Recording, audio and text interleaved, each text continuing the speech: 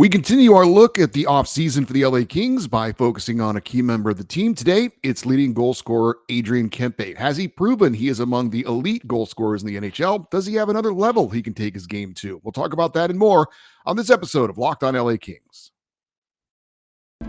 You are Locked On Kings, your daily podcast on the Los Angeles Kings, part of the Locked On Podcast Network, your team every day.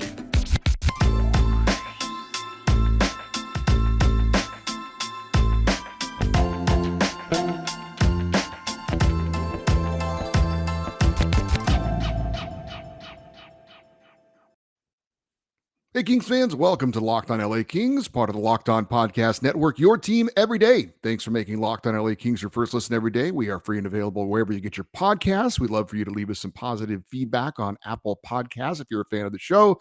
And we are also on YouTube. Please like and subscribe if you are enjoying this content. I'm Eddie Garcia, your host of Locked On LA Kings. I've worked in sports media for the past 30 years, 20 plus years at the Fox Sports Radio Network.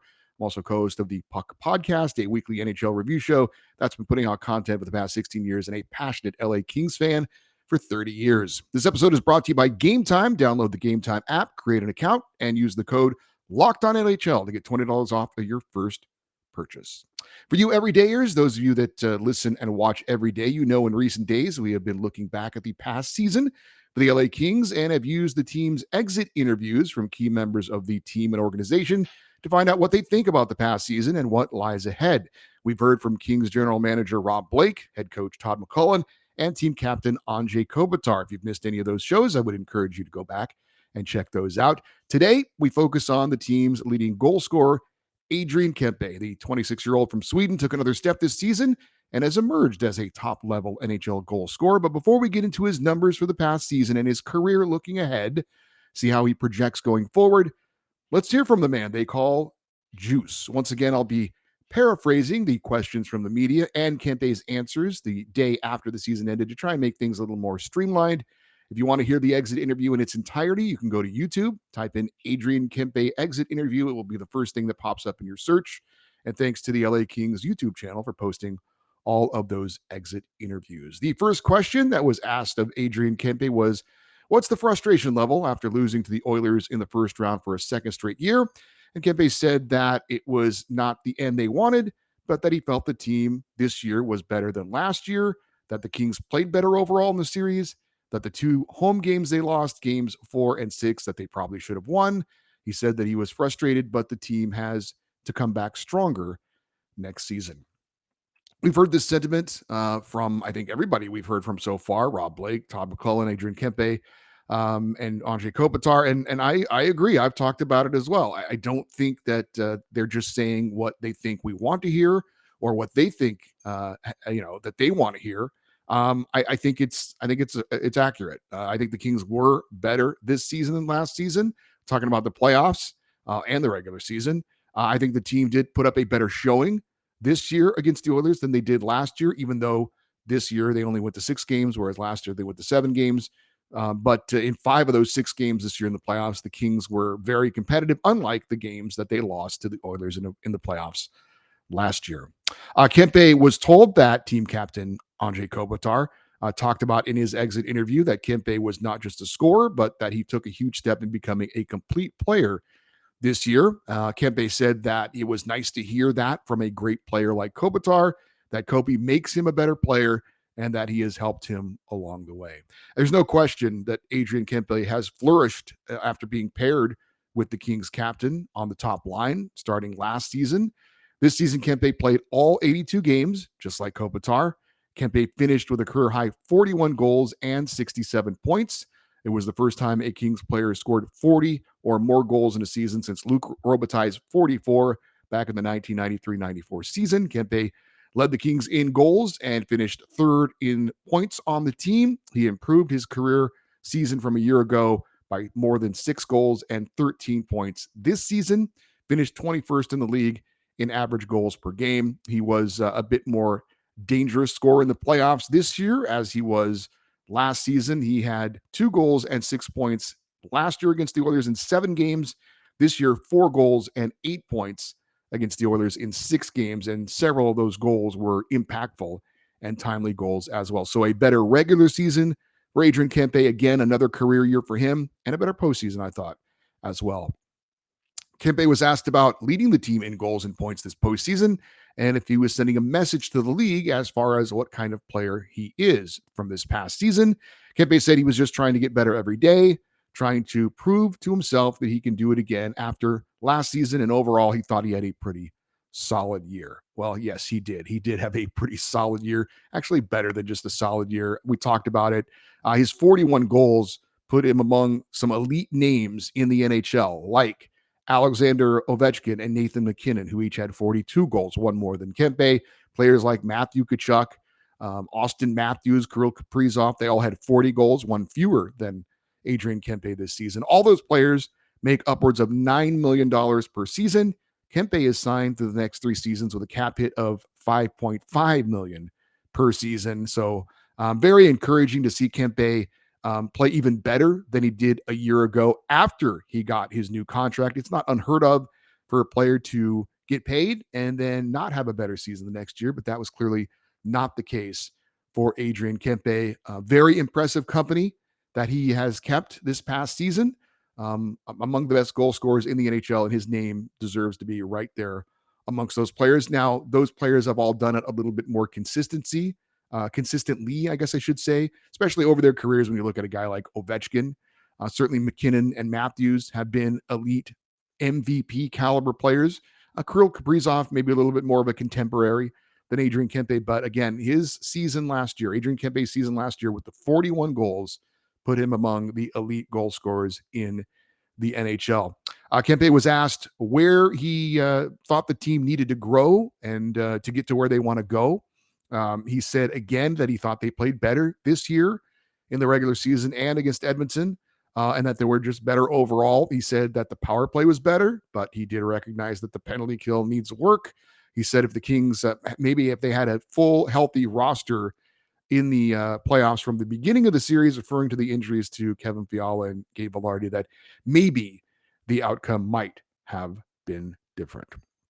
We're going to talk more, obviously, about Adrian Kempe in a moment, but I need to remind you, today's episode of Locked on LA Kings, your team every day, is brought to you by Gametime. Buying tickets to your favorite events shouldn't be stressful. Gametime is the fast and easy way to buy tickets for all the sports, music, comedy, and theaters near you. With the Gametime app, tickets are easy to find and buy for every kind of event in your area, and you get the lowest price guaranteed with event cancellation protection. Gametime has deals on tickets right up to the day of the event, and the Gametime guarantee means you'll always get the best price. If you find tickets in the same section or row for less, Gametime will credit you 110% of the difference. Buy tickets in a matter of seconds.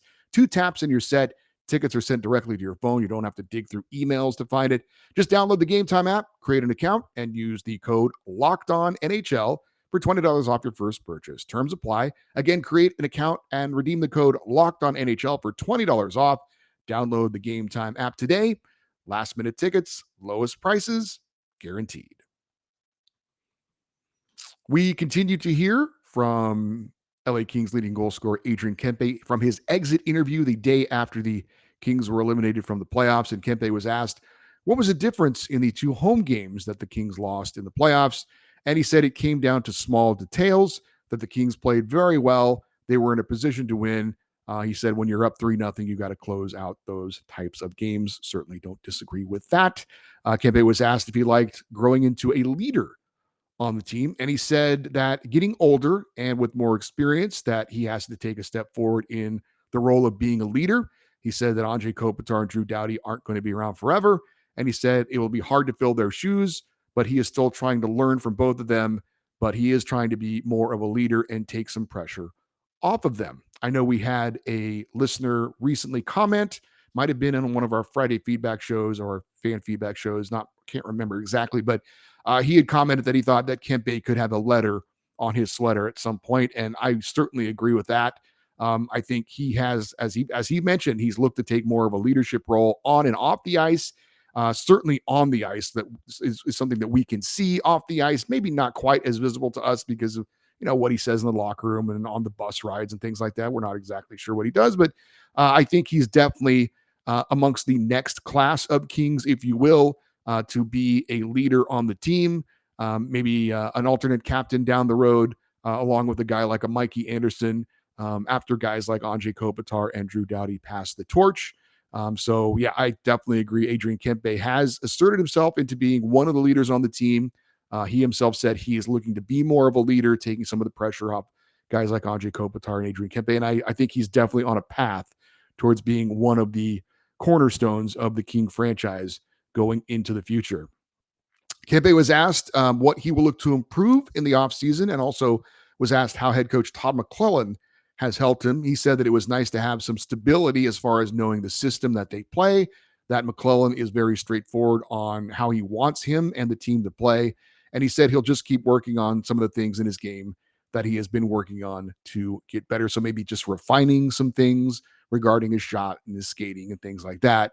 Kempe certainly has been far from an overnight success. He started out with several seasons around the 15 goal mark, and then there was plenty of talk about him maybe being a bust after the Kings took him with the 29th overall pick. And um, he has to work. He has had to work hard for his improvement. He's had to dedicate himself to the game. And after some seasons of not quite being there, maybe bouncing around the lineup a little bit, last year he emerged. Or should I say, season before last, he emerged as a player, and then everybody was wanted to see him follow it up. Was it a fluke season? And he certainly took it to the next level this season as well. The final question asked to Adrian Kempe was about the Edmonton Oilers, about them not going anywhere, and what has to change going forward to get past that team. And Kempe talked about how the Oilers had a historically good power play. Said again that the Kings were, if they were healthy, maybe that would change the outcome, but the team does have to regroup and come back better. I think there is that kind of sentiment that, you know, people think that things carry over from season to season. Sometimes they do, and sometimes they don't. If you just look this year in the NHL at a team like the Boston Bruins, the year before, they were a good team, they were a playoff team, and people thought they would be that again. But they came into this season, and yes, they did change head coaches, but it was pretty much the exact same team they had the year before. They didn't go out and make a bunch of roster changes like a team like Calgary did, and they had a historic season. Now, they flamed out in the first round of the playoffs, and that certainly makes that regular season maybe not look quite so special in the eyes of some. But I think the point is, and Rob Blake did kind of talk about this as well, the Kings feel they have a good team, and sometimes you don't have to make big changes to have a significant turnaround the next season. Sometimes it's about you taking a half step forward. Sometimes it's about another team taking a half step back. I think Kempe was kind of alluding to the fact that it's unlikely, as good as Edmonton's power play has been, and it'll still be good because you've got Connor McDavid and Leon Draisaitl. It's unlikely it's going to be that good next season. That it took a huge kind of leap forward to being historically good. There's no guarantee it's going to be that good the next season, and that the Oilers will be that good. Maybe they take a little bit of a step back, and maybe that's the difference in the Kings overtaking them. I know you always think it's got to be some major move or something like that. Maybe it's just the Kings doing much better on the penalty kill. So looking at Adrian Kempe, though, he's played 7 seasons for the LA Kings. He has 131 goals, 122 assists in 472 games. Now, there were some questions after last season if Kempe happened to have just a breakout season. Could he back it up with a similar season? And as I mentioned, he definitely has done that. And then some. He has elite hands. He has elite speed. It seems as though maybe he surprised himself a little bit. The year before last, when he finished second in the NHL's fastest skater competition at the NHL All-Star Game, I think that NHL defensemen around the league certainly took note of that, and it did look like after he showed off his speed at that event that he maybe got a little bit more room and respect from some defenders out there not wanting to get burned by him. Kempe also has something that not too many of the Kings' current roster seems to have, and that is he's got some swagger. And maybe that is something you'd expect to see in a guy whose nickname is Juice. And he definitely has some juice to his game. Now, nothing over the top unusual, but you will see him every once in a while put his finger up to his mouth to shush the fans on the road after he scores a big goal. Maybe he puts his hand up to his ear to celebrate after he scores a big goal. He's got a little swagger to him. And I think as fans, we like to see that. We like to see our players play with confidence. I think it's definitely not arrogance, and I think it's something that his teammates kind of feed off of a little bit. So he's definitely that guy on the Kings that brings a little attitude to his game. Now, not after scoring more than 16 goals in his first 4 full seasons. Adrian Kempe has definitely emerged as a dangerous sniper. We talked about it, 35 goals season before last, 41 goals this past season, and he's just entering his prime. I don't think there's any reason to doubt that he is becoming an elite player if he isn't already, and that he should be able to be that type of player for the LA Kings for years to come. He's not just a sniper, but he can play on both ends of the ice. He can definitely play on the power play. He can play on the penalty kill as well. As Andrei Kopitar said, he has rounded into a very solid all around player. He has a good defensive game. He's not afraid when he needs to go into the corners and battle for a loose puck. He doesn't shy away from being physical. It's not necessarily what he's going to do. He's not out there delivering any big hits, but it's also not like he's one of those guys who floats around and just looks to score goals. He's willing to get his nose dirty and do the things necessary for the Kings to win games offensively and defensively. And that's very encouraging. As far as what he can improve on, I think, like he said, it's just more refining his game a little bit. I don't think it's out of the question to think that he can give a little bit more. I don't think it's out of the question to think that Adrian Kempe could be a 50 goal scorer in the NHL. I would expect to see him continue to be paired with Andrei Kopitar on the top line. And maybe if they can figure out that other wing position, maybe his assists and his total points can go up as well. I think when you look at some of the things to be concerned about with the LA Kings, Adrian Kempe is definitely not one of those things. I think when you look at the things to be encouraged about as far as the LA Kings go, I think Adrian Kempe is one of those things. He is turned into a building block type of a player for the franchise. And he's also one of those guys who seems to carry himself very well on and off the ice. He seems to be a guy who maybe not quite like Andrei Kopitar in a sense quite yet, but I think he could be one of those types of guys that he is, one of those guys you're going to feature, you're going to promote, you're going to market as the face of your franchise, and doesn't seem to be any negative towards why you would want to do that. For Adrian Kempe, when you cut up the highlight reels and you put him in your commercials and things like that, he's going to be all over it. He's exciting, still again approaching his prime, fast, elite hands, skilled player, one of those guys from a marketing standpoint you want to hitch your wagon to as well. So Adrian Kempe has been great for the Kings the past 2 seasons. I see no reason why he can't continue to be great for them going forward. I think the future is very bright for Adrian Kempe with the Los Angeles Kings. We got more to talk about, but first I want to remind you that the first 2 rounds of the Stanley Cup playoffs are ongoing.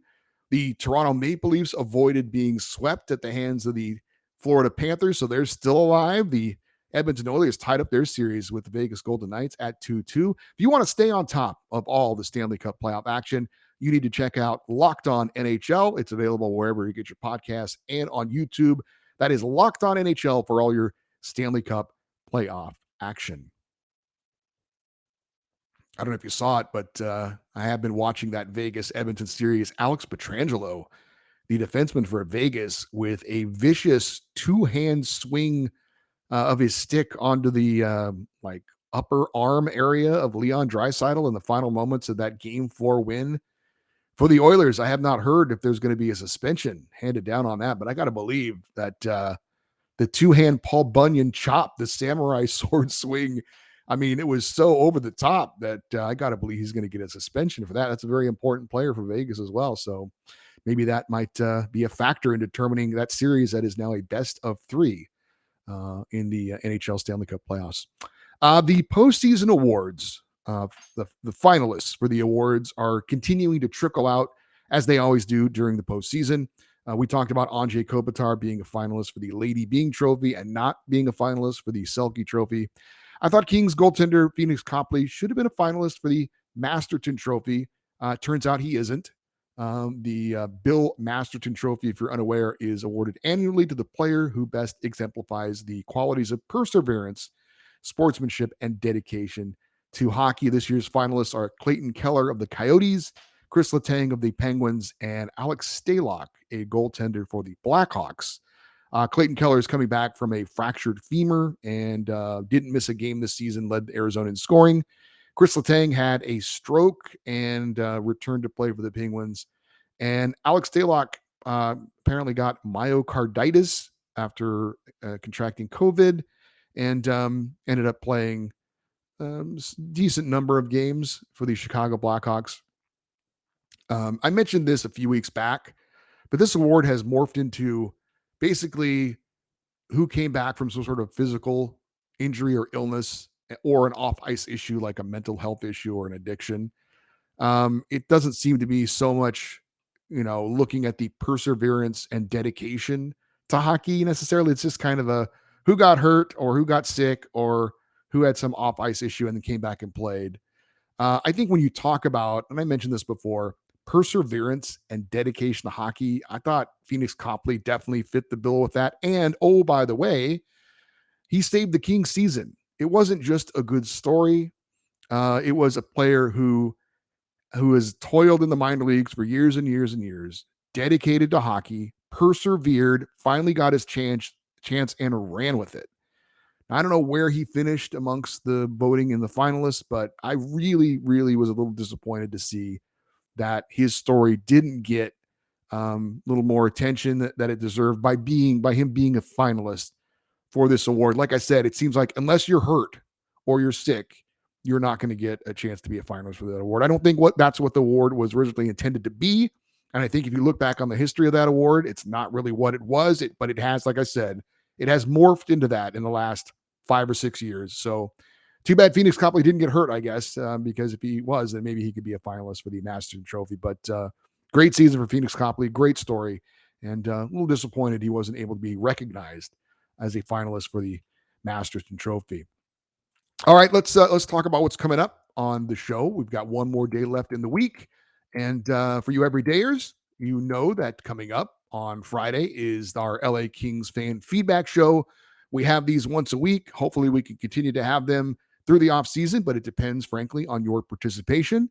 But again, coming up on Friday, it is a fan feedback show. We're gonna get your questions and your comments about the LA Kings and about anything that we have talked about over the past week. And I would highly encourage you to get those questions in as soon as possible, please. Some of the things we talked about over the past week. Head coach Todd McClellan, is he the man that can ultimately get the Kings another Stanley Cup title? Thoughts on the season for Anze Kopitar, who we broke down earlier in the week. Is he, when it's all said and done, going to be the greatest LA King ever? We had Jared Chaffron on from the Ontario Reign, talked about the season that Cal Peterson had. He seemed to be somewhat optimistic that Cal maybe could be a contributor at the NHL level again. Do you share his optimism? And of course, anything we talked about today involving Adrian Kempe, has he proven himself to be one of the NHL's elite scorers now? And should we expect that from him going forward? Let's keep the feedback shows going strong and get as many emails as possible. The email address is lockedoneddie@gmail.com, EDDIE, lockedoneddie@gmail.com. Again, Friday fan feedback show. Would love for you to get those emails in and those comments as soon as possible. Of course, if you're watching on YouTube, you can just leave your comments in the comments below. I definitely read all of those and appreciate everybody who takes the time to make a comment. Kind of pick out usually the ones that are a little bit more thought-provoking or whatever. If you just leave a couple of word comments, might not pick those out to read, but I still appreciate any comments that are left on the YouTube episodes. Also, would love for you guys to stay interactive with the show by following us on Twitter or Instagram or both. The address for both of those is at Locked On LA Kings. I'm Eddie Garcia. As always, thank you for listening and watching this episode of Locked On LA Kings, part of the Locked On Podcast Network. Have a great day. We'll talk to you tomorrow. And as always, go Kings, go.